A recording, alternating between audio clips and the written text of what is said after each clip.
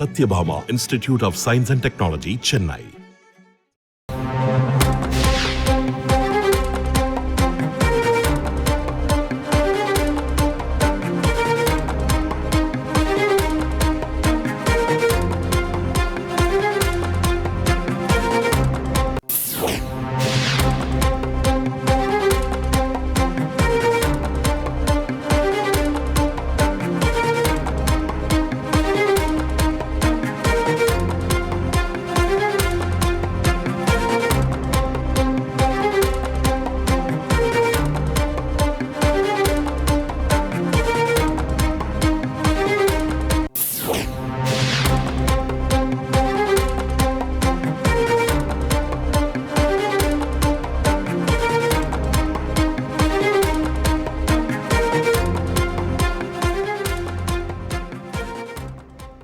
தேர்தல் விளம்பரங்களுக்கு அனுமதி மறுத்ததை எதிர்த்து உச்சநீதிமன்றத்தை தான் அணுக வேண்டும் என்ற உச்சநீதிமன்றம் 2004ஆம் ஆண்டு பிறப்பித்த உத்தரவினுடைய நகலை நாளைய தினம் தாக்கல் செய்ய வேண்டும் என்று திமுக அமைப்பு செயலாளர் திரு RS பாரதி தாக்கல் செய்த வழக்கில் தேர்தல் ஆணையத்திற்கு சென்னை உயர்நீதிமன்றம் உத்தரவிட்டுள்ளது. இது பற்றிய விவரங்களை எமது செய்தியாளர் சுரேஷ் விவரிக்க கேட்போம். சுரேஷ் வணக்கம். தேர்தல் ஆணையத்திற்கு சென்னை உயர்நீதிமன்றம் பிறப்பித்திருக்கக்கூடிய உத்தரவின் முக்கிய அம்சங்கள் என்ன, விவரிங்க. வணக்கம். தேர்தல் விளம்பரங்களுக்கு அனுமதி மறுத்த தலைமை தேர்தல் அதிகாரியின் உத்தரவை எதிர்த்தும் விளம்பரங்களுக்கு அனுமதி மறுத்த உத்தரவுகளை எதிர்த்து உச்சநீதிமன்றத்தில் தான் வழக்கு தொடர முடியும் என்ற தேர்தல் ஆணையத்தின் விதிகளை எதிர்த்தும் திமுக அமைப்பு செயலாளர் RS பாரதி சென்னை உயர்நீதிமன்றத்தில் வழக்கு தொடர்ந்திருந்தார்.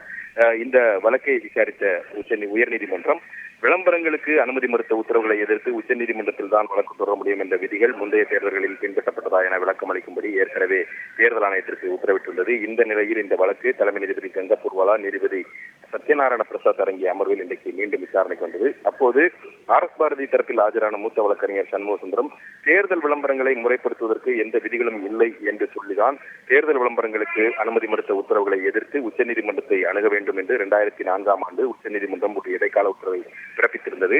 அந்த உத்தரவு இன்னும் நீடிக்கிறது என்று கூற முடியாது என்று வாதிட்டார். மேலும் அதன் பிறகு 2023ஆம் ஆண்டு ஆகஸ்ட் மாதம் தேர்தல் ஆணையம் சில விதிகளை வகுத்திருக்கின்றன. அந்த விதிகளில் மேல்முறையீடு செய்வதற்கு எந்த ஒரு வழிவகையும் செய்யப்படவில்லை என்றும் சுட்டிக்காட்டினார்.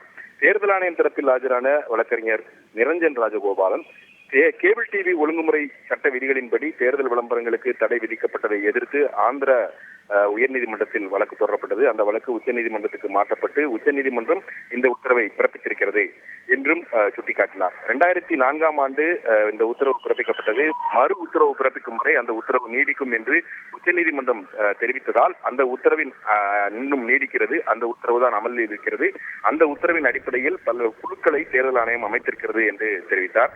அப்போது குறுக்கிட்ட நீதிபதிகள் உச்சநீதிமன்றம் அந்த வழக்கில் இறுதி தீர்ப்பு என்ன வழங்கியது, அந்த இறுதி தீர்ப்பின் நகல் இங்கே என்று கேள்வி எழுப்பினார்கள்.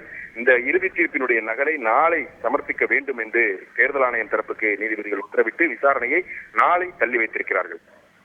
விரிவான விவரங்களை வழங்கியமைக்கு நன்றி Suresh. Satyabhama Institute of Science and Technology, Chennai.